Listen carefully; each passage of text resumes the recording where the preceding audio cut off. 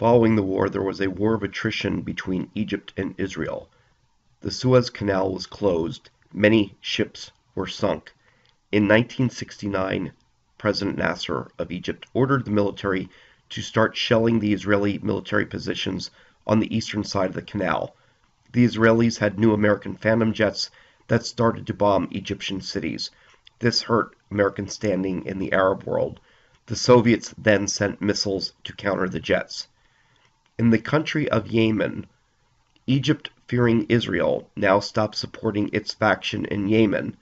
The Saudi faction became a republic. Britain withdrew from the port city of Aden.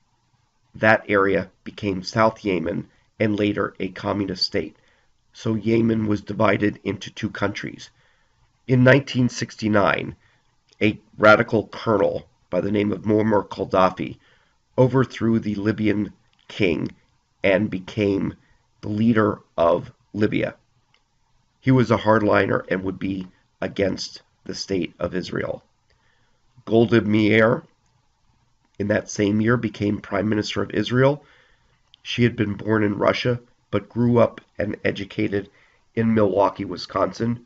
She became a darling of the American media, a female political leader. In 1970, the PLO stepped up guerrilla tactics against Israel. They operated from Palestinian camps in Jordan and Lebanon.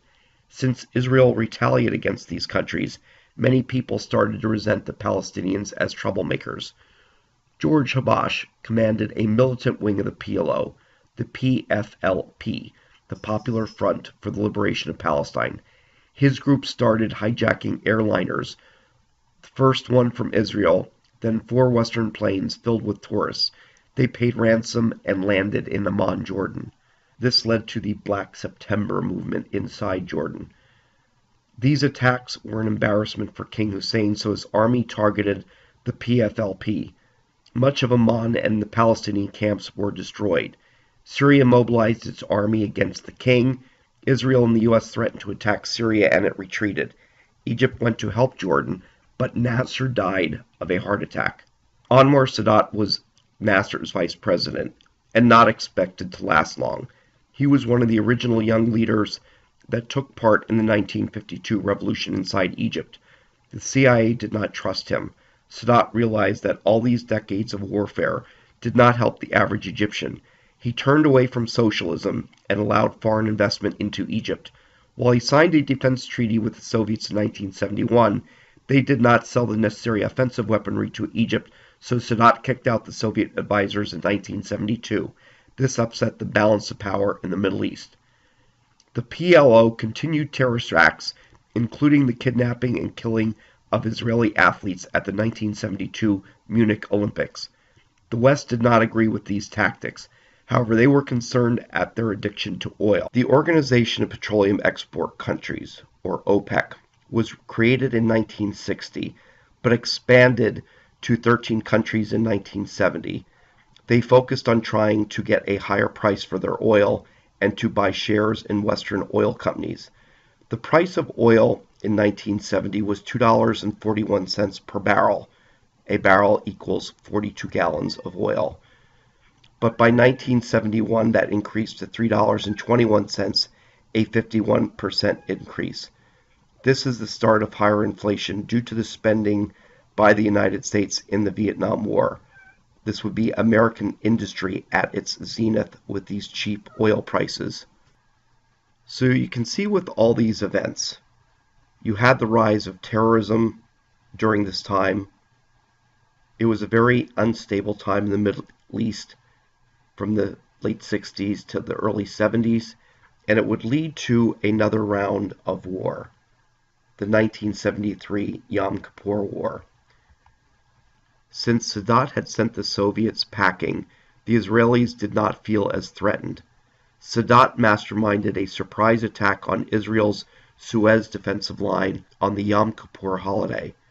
The Egyptians crossed the Sinai, and their new surface-to-air missiles shot down Israeli jets. They would not control the skies, allowing for Egyptians to move further. It is possible that the Syrians and Egyptians could have invaded Israel proper. However, Sadat paused. He feared if the Arabs invaded Israel, the United States would get involved. He wanted to gain territory and negotiate from strength. The U.S. sent large shipments of weapons to make up for Israel's losses. The Israelis successfully counterattacked against the Syrians. They retook the Golan Heights and take a town 10 miles from Damascus. They stopped fearing Soviet involvement and then go against the Egyptians. A large tank battle ensues, and the Israelis cross the Suez Canal and encircle one Egyptian army, Suez Canal area in Egypt. The Egyptians had crossed that initially and attacked the Israeli positions in the Sinai Peninsula. However, due to American shipments of more armaments, the Israelis were able to counterattack, and they quickly pushed not only the Egyptians back, but they actually encircled an Egyptian army and trapped them.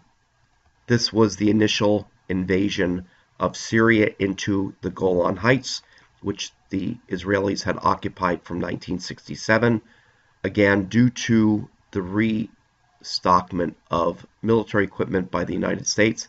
The Israelis were able to push the Syrians back. So it seems that President Anwar Sadat's gamble has failed. The Arab members of OPEC, not Iran, embargoed oil against the United States and the Netherlands. Most oil imports into Europe flowed through Rotterdam, the Netherlands, so they wanted to punish Europe as well. The price of oil quickly quadrupled to $12 a barrel, and winter was coming. The United States also faced its own internal problems. Vice President Spiro Agnew was forced to resign over tax issues, and President Richard Nixon was getting investigated for the Watergate scandal. The Soviets spread rumors that it was sending nuclear missiles to Egypt, which was false. Nixon responded by putting U.S. troops on nuclear alert. Very quickly, everyone backed down, and Israel accepted a ceasefire, thus saving the Egyptian army. Henry Kissinger was Richard Nixon's national security advisor. He had been born in Austria and was Jewish. He worked with the Russians to come to a ceasefire proposal, and the Egyptians would trust him.